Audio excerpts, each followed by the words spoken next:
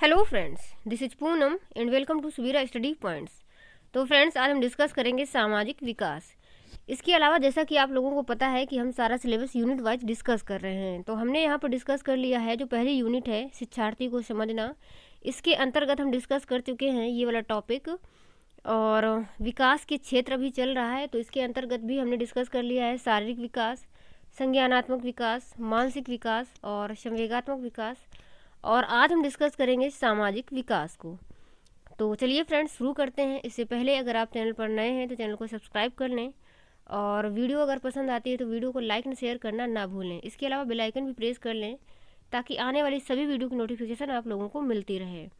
और फ्रेंड्स, जैसे ये वाली यूनिट ख़त्म होती है तो इसका PDF भी आप लोगों को मिल जाएगा, तो इसके लिए आप लोग टेलीग्राम चैनल को ज्वाइन कर लीजिए। तो चलिए शुरू करते हैं और समझते हैं सामाजिक विकास को। सामाजिक विकास एक ऐसी प्रक्रिया है जिसके माध्यम से वह स्वयं को सामाजिक मान्यताओं के अनुकूल ढालता है। मतलब यहाँ पर वह से मतलब है कि कोई व्यक्ति या बच्चा जो है वो अपने आप को सामाजिक मान्यताओं के अनुकूल ढालता है, उसे हम सामाजिकरण या सामाजिक विकास कहते हैं। इसके अलावा आपस में सहयोग की भावना का विकसित होना तथा खुद को समाज में रहने के योग्य बनाता है। तो ये सारी चीज़ें आती हैं सामाजिक विकास के अंतर्गत, यानी कि समाज में किस तरीके से रहना है। तो समाज में रहने के लिए खुद को समाज के अनुकूल ढालना, और जो भी सामाजिक भावनाएं हैं, आपस में सामाजिक सहयोग की भावनाएं हैं, परस्पर उनको विकसित करना। जन्म के समय मनुष्य सामाजिक नहीं होता। जैसे जैसे उसका शारीरिक और मानसिक विकास होता है, उसके सामाजिकरण का भी विकास होता है। मतलब जन्म के समय एक मनुष्य जो होता है वो सामाजिक नहीं होता, मतलब उसमें सामाजिकता या असामाजिकता जैसे कोई भी गुण पाए नहीं जाते, बल्कि जब वह समाज के संपर्क में आता है तब जाके उसमें सामाजिकरण होता है, उसमें सामाजिक विकास होता है। यानी कि जैसे जैसे उसका शारीरिक विकास होगा, धीरे धीरे बच्चा बड़ा होता है तो उसके मस्तिष्क का भी विकास होता है।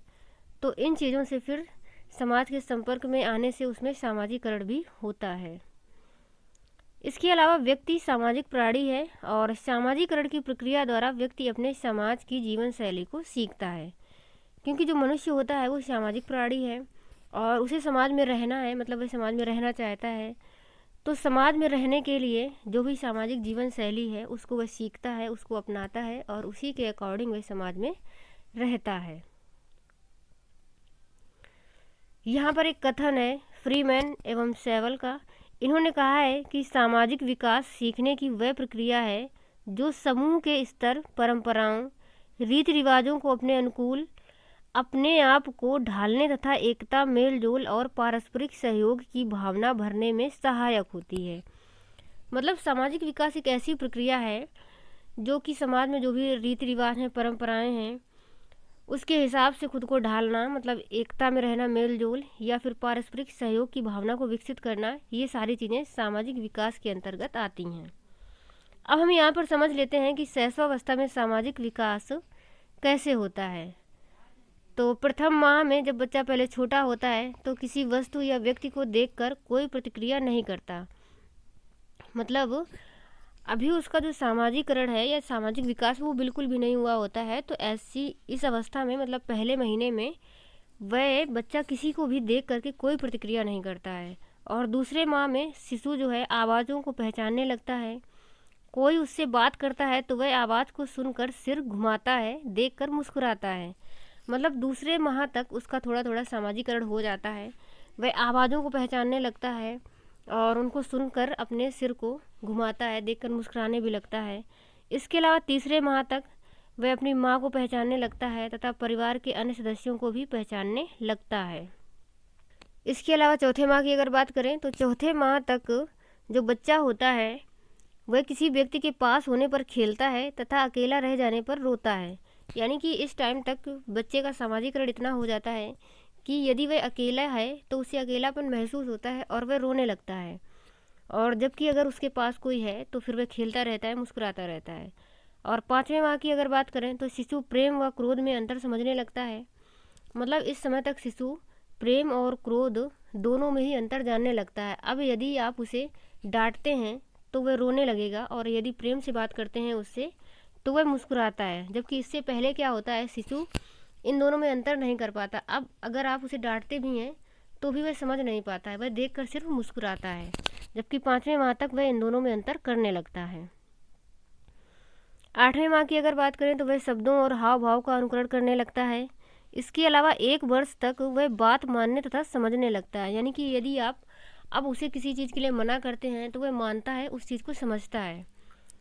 और 2 से 3 वर्ष तक की बात करें तो वह कुछ न कुछ कार्य करने लगता है। इस प्रकार वह परिवार का सक्रिय सदस्य बन जाता है। यानी कि 2 से 3 वर्ष के जो बच्चे होते हैं वह कुछ न कुछ करते हैं, क्योंकि जैसा वह बड़ों को करते हुए देखते हैं तो उनके अंदर भी उस काम को करने की चेष्टा आती है। भले ही वे कर नहीं पा रहे हैं बट वे करते हैं, और इस तरीके से वह परिवार के सक्रिय सदस्य बन जाते हैं। बात अगर 4-5वें वर्ष की करें तो शिशु जो है वो नर्सरी विद्यालय में प्रवेश करता है, एक तरीके से नई सामाजिक दुनिया में प्रवेश करता है। क्योंकि बच्चा अभी तक घर में था तो वह घर के लोगों से ही, मतलब घर के लोगों के ही संपर्क में था, और जब वह नर्सरी विद्यालय में जाता है तो वहाँ पर उसे अध्यापक मिलते हैं, बच्चे मिलते हैं, तो इस तरीके से वह काफ़ी लोगों से मिलता है। तो इस तरीके से कह सकते हैं कि वह एक तरीके से नई दुनिया में प्रवेश करता है। अब समझ लेते हैं बाल्यावस्था में सामाजिक विकास। तो बाल्यावस्था में सामाजिकरण की गति तीव्र हो जाती है, क्योंकि जो बालक है वो प्राथमिक विद्यालय में जाना आरंभ कर देता है। तो इस तरीके से वह नए वातावरण तथा नए साथियों के संपर्क में आता है। मतलब अभी तक वह घर में था, अब वह विद्यालय में जा रहा है तो वहाँ पर उसे नया वातावरण, नए लोग मिलते हैं। तो उनके संपर्क में आने से उनके साथ भी अनुकूलन, समायोजन तथा आपस में सामाजिक जो भावना है या परस्पर सहयोग की भावना है वो विकसित होती है। उसके अलावा इस अवस्था में बालक बालिकाएं कई प्रकार के खेल खेलते हैं। इस प्रकार से भी उनमें सामाजिक विकास होता है। यानी कि जब बच्चे आपस में खेलेंगे तो भी उनमें पारस्परिक सहयोग की भावना विकसित होगी, क्योंकि जब वो साथ में खेलते हैं तो खेल में अपनी मनमानी तो कर नहीं सकते, यानी कि सबके साथ अगर खेलना है तो फिर मिलकर चलना होगा। यानी कि इस तरीके से उनमें सामाजिक सहयोग की भावना विकसित होती है। और इस अवस्था में बच्चे अपने माता पिता तथा अन्य बड़ों के साथ कम समय बिताते हैं, बल्कि अब उन्हें अपनी आयु के बच्चों के साथ खेलना ज़्यादा अच्छा लगता है। तो इस अवस्था में वे माता पिता के साथ कम रहते हैं, बल्कि अपने साथ के जो भी बच्चे होते हैं उनके साथ खेलना ज़्यादा पसंद करते हैं। इसके अलावा देख लेते हैं किशोरावस्था में सामाजिक विकास। तो किशोरावस्था में बालकों में क्रांतिकारी शारीरिक एवं मानसिक परिवर्तन होते हैं, जो उसके सामाजिक विकास को भी प्रभावित करते हैं। तो किशोरावस्था बहुत ही परिवर्तनशील अवस्था होती है। इस टाइम शारीरिक, मानसिक, संवेगात्मक सभी टाइप के बहुत तेज़ी से परिवर्तन होते हैं, तो उनका जो सामाजिक विकास है वो भी प्रभावित होता है। किशोरावस्था में सामाजिक विकास की विशेषताओं की अगर बात करें तो विषम लिंगी प्रेम, यानी कि इस टाइम उनमें विषम लिंगी प्रेम की भावना भी विकसित हो जाती है। मतलब जो लड़के और लड़कियां हैं वो एक दूसरे के प्रति आकर्षण का अनुभव करते हैं, वह समूह भी विकसित हो जाती है। यानी कि जो बच्चे होते हैं वो एक ग्रुप में रहना पसंद करते हैं, यानी कि कुछ ना कुछ उनका जो फ्रेंड सर्कल होता है, उनके दोस्त होते हैं, उन्हीं की बातें सुनना उन्हें अच्छा लगता है। इस टाइम वो अपने बड़ों की या माता पिता की बातें नहीं सुनते, बल्कि वे दोस्तों के साथ रहते हैं और दोस्तों की ही बातें सुनना उन्हें अच्छा लगता है। सामाजिक जागरूकता का विकास हो जाता है। मतलब जो लड़के और लड़कियां होते हैं वो कई सारी पार्टियों में, समारोहों में भाग लेते हैं, या फिर कोई भी सामाजिक समस्या है या कुछ भी सामाजिक बात होती है तो उन पर वार्ता करना, बातचीत करना उन्हें काफ़ी अच्छा लगता है। इसके अलावा नेतृत्व की भावना भी विकसित हो जाती है, और इस उम्र में विद्रोह की भावना का भी विकास होता है, क्योंकि जो बच्चे होते हैं उन्हें अपने बड़ों की बातें सुनना अच्छा नहीं लगता, ना वे बड़ों की बातें सुनते हैं, ना माता पिता की या फिर अध्यापकों की भी बातें सुनना उन्हें नहीं अच्छा लगता है। तो यदि वे उन्हें कोई मना करता है तो फिर उनके अंदर विद्रोह की भावना उत्पन्न होती है। इसके अलावा उनके अंदर राजनैतिक दलों का प्रभाव रहता है। किसी न किसी राजनैतिक दल से वह प्रभावित होते हैं, किसी न किसी विचारधारा से प्रभावित होते हैं, तो उसी के अनुरूप कार्य भी करते हैं। और इसके अलावा व्यवसाय चयन में भी वह रुचि इस टाइम उनमें हो जाती है। अब हम बात कर लेते हैं सामाजिक विकास को प्रभावित करने वाले कारक। आनुवांशिकता, परिवार, साथियों का समूह, विद्यालय और अध्यापक, संवेगात्मक विकास, शारीरिक विकास तथा मानसिक विकास, पास पड़ोस, आर्थिक स्थिति और धार्मिक संस्थाएं।